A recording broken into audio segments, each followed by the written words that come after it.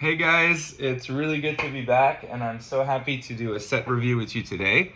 We're going to do something that's very special because it's been a while and I was just away for a couple months abroad, and so we're going to be doing Arabian Nights. Let me just make sure that I have everything in frame here. Yes, I think we're good. So this is one of these super old magazines that you could get back in the day. Yes, it shows on camera well. And I actually never opened it, so I don't know what's inside. So this is all the information I have. I should probably look up more about it on the internet. But I wanted to go over a very special set and something that took years for me to complete. And to thank you for waiting and coming back and going over some of these sets with me. I was in Europe and in Japan and bought a lot of very fun cards and things that I'd love to share with you, like some special Japanese promos, a lot of cards that you can find just over there. I also bought a bunch of different TCGs that I wanted to try out, like Demon Slayer, for example. I bought some One Piece that I'm going to actually be doing some box openings and stuff like that, because I thought it'd be a good idea to just share some of my raw reaction feedback just to trying a new TCG. And yeah, so let's start with some Arabian Nights here, because I know it's been a while. I'm really happy to go over the set. I don't know if everyone knows this, but there are different versions of all of the cards. Not all of the cards, of some of the cards. If you can see, for example, the one here is actually lighter than the one here. So that's how in Arabian Nights you know that you have a light and a dark version of some of the cards. And so in this complete set we have one of each of those. There's also a lot of cards in the set that are banned simply for their connotation or just deemed inappropriate, like for example Jihad here. This is a banned card. I'm just happy to go over the whole set. One of the most iconic is Scheherazade here.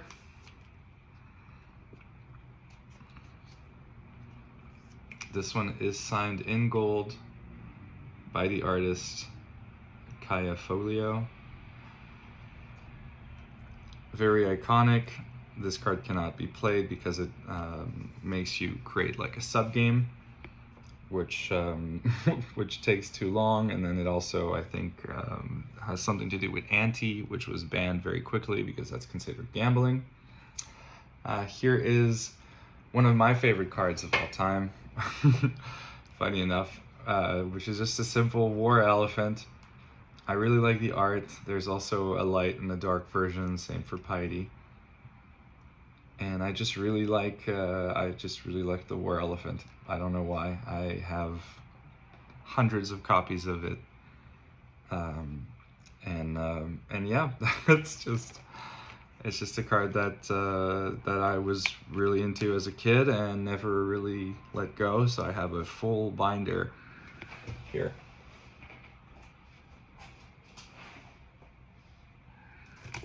I have, sorry, ill-prepared. I have a whole binder of literally just war elephants. And that's all it is. It's front and back of just war elephants, just simply because I love this card. And it's not worth anything. So, I mean, it's not worth anything. It's like, it's $2 to $5 to buy these cards. So I just like it, and I want to have as many copies of it as I can. So yeah. Here you'll notice an empty spot. That's where Serendib Befreet goes, and that's because I actually have mine graded. So here you can see I have very few graded cards, simply because I don't know how to put them in my binders. It's difficult when you do a lot of 9x9s, and the way I like to have my libraries and stuff set up. I don't know how to put graded cards, to see them, to look through them. I love the album feel, having the binder feel, because I can see them, I can touch them, I can go through them and see the whole set put together. And when they're encased, it's very difficult for me to, I find, appreciate them. So that's just my preference. I know a lot of people like to have them graded for safety, authenticity, and many things like that. There's so many iconic and special cards in this set that I'm not even sure what to take my time on and go over and show, but they're all very special. This is a tiny set. It's 92 cards, I think, including both the light and the dark versions, and probably 78 without that, and I may be wrong, so someone fact check me.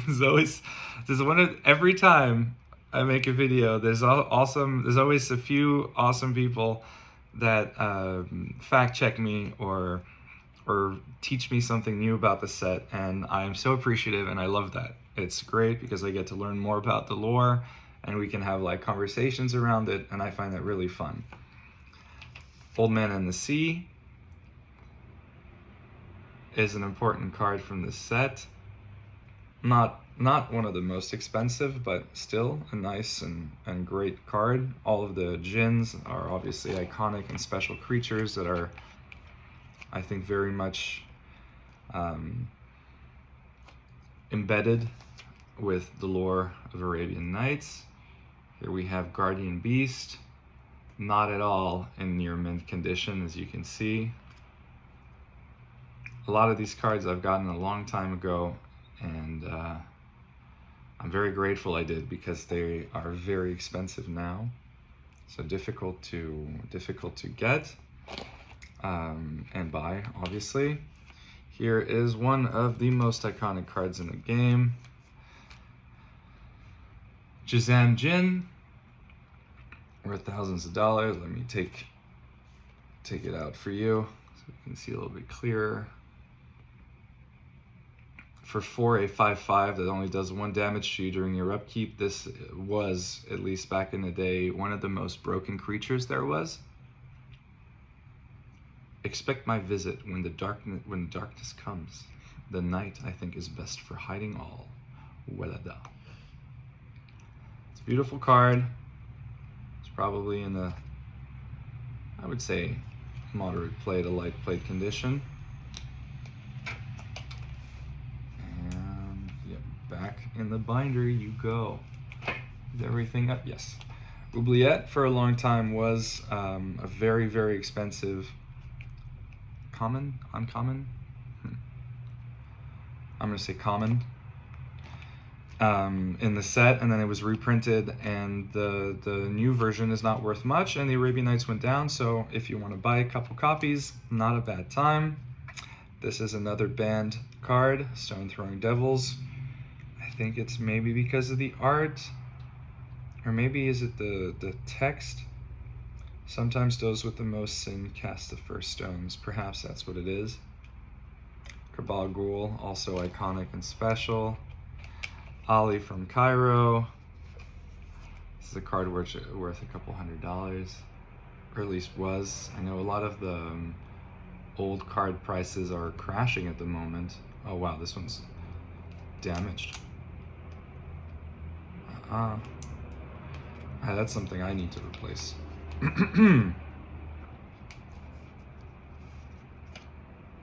Majay Jim and Rook Egg. I know there are 2 versions of that. Yes, second version is there as well. Same for Desert Nomads. Nope. Okay, no. Drop of Honey. I'm just showing you some of the more expensive ones that many people want to see. I thought it'd be a good idea to go over Arabian Nights today. I'm still a little jet lagged, and forgive me for some moments of brain brain farts. Yeah, as you see, my set is absolutely not in perfect condition at all. But it's complete nonetheless, and I'm so grateful to have it. I love being able to show the whole story and go over all the cards. Aladdin's lamp. They couldn't put 10, symbol 10 in the box, so the highest they went was 9, and so in order to do more, they did 5 and 5. That was before they had the first creature that cost 10 on its mana cost, which is quite fun. And I didn't know Mark Tedden did the art here. How special. Bottle of Suleiman is also an important artifact from this era. Soon we're going to be getting into the most expensive crazy cards in the set, but let's go over the beautiful City in a Bottle here, which is so special because these cards would interact with cards from a specific expansion in particular. Like, as you can tell from the text, all cards from Arabian Nights must be discarded from play except for City in a Bottle. While City in a Bottle is in play, no further cards from Arabian Nights can be played. I wonder if this is banned, actually. And because, you know, Arabian Nights was the very first expansion for Magic the Gathering. And I guess all you could play with before was what, Alpha, Beta, Unlimited? Very curious and interesting to me. Would love some old schoolers to teach me about this and tell me how things go. Pyramids, also iconic and special. This one went through so many different price jumps and collapses. It was almost at like $200 at some point, and when you could just buy them for $5 to $6 for the longest time. Here come the most expensive cards in this set, which are Bazaar of Baghdad, Library of Alexandria,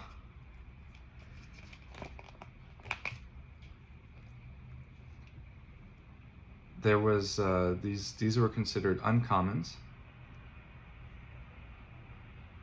or at least Bazaar of Baghdad is. These are surprisingly in pretty great condition. I'd say definitely light played or better. It's pretty cool. Again, I'm so happy to be going over these sets with you guys because I get to inspect the cards more carefully when I'm showing them on camera, taking them out instead of just going through them, as I usually just skim through. City of Brass and Diamond Valley are also important cards. City of Brass, this is the first time we see it. It's been reprinted many times and it still remains an expensive card. This is its original version and this iconic art. There's also a Judge promo or DCI promo of City of Brass that's quite valuable. Elephant Graveyard, this is another card that I wish I was able to buy plenty of copies of, but I have the one and that's good enough and I'm happy with it. Island of Wak Wak, of course, and then Oasis and the infamous Error land from Arabian Nights, the mountain with the sword. I'm not sure, I think I'm saying something that's wrong again, but I believe they were going to do a set of all 5 of the lands for Arabian Nights, and then they scrapped that idea and ended up just leaving the mountain by mistake, which is why it's iconic special and like $140 or something like that, because it's the only land in Arabian Nights, and it's and obviously it has a beautiful symbol from the set. So that was the Arabian Nights set. I hope you like going over it. Here I have something extremely special. I'm not sure how I'm going to take it out. There we go. But this is actually a sealed pack. A sealed pack from Arabian Nights. I was able to buy 2 of these like 15 years ago, so a long time, and I've held on to it for so long. I think apparently there's a way that you can tell the cards inside, but I don't want to damage the pack. I find it really beautiful. I'll probably open it one day. I'm not sure when, but I wanted to share it with you. I keep it with a few of my antiquities packs, which I have, as you can tell, right there. Since Arabian Nights and Antiquities are such small sets, I like to keep them together as the first 2 expansions. And so yeah, those are some cool things that I own that are worth a fair amount of money that I'm very happy to share with you today. Thank you for coming back and watching some videos. If you stayed till the end, I really appreciate it, and I apologize again for leaving for so long and not having more things that I filmed. I'm terrible at editing, and I wanted to do some filming when I was in Japan or even in France to show you some of the game stores and stuff like that. Some didn't allow filming, and others, the clips were just really short.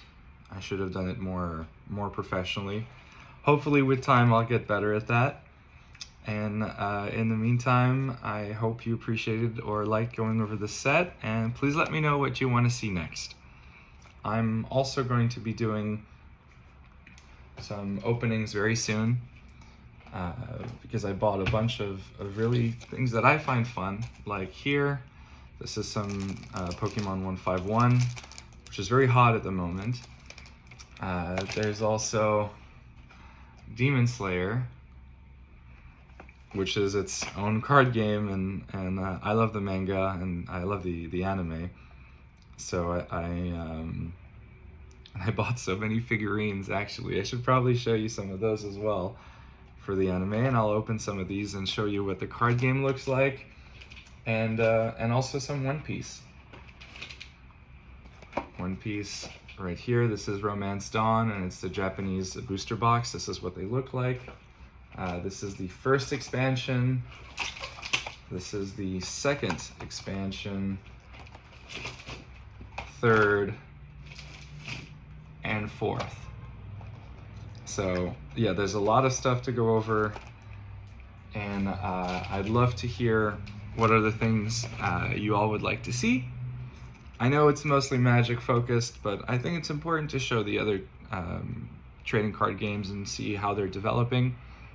I recently also received my sorcery kit and stuff like that, so please let me know what you want to see, and if you manage to stay here for 19 minutes with me, I don't know, just tell me you managed to stick around. So have a great day, guys. Thank you so much, and I'll see you soon.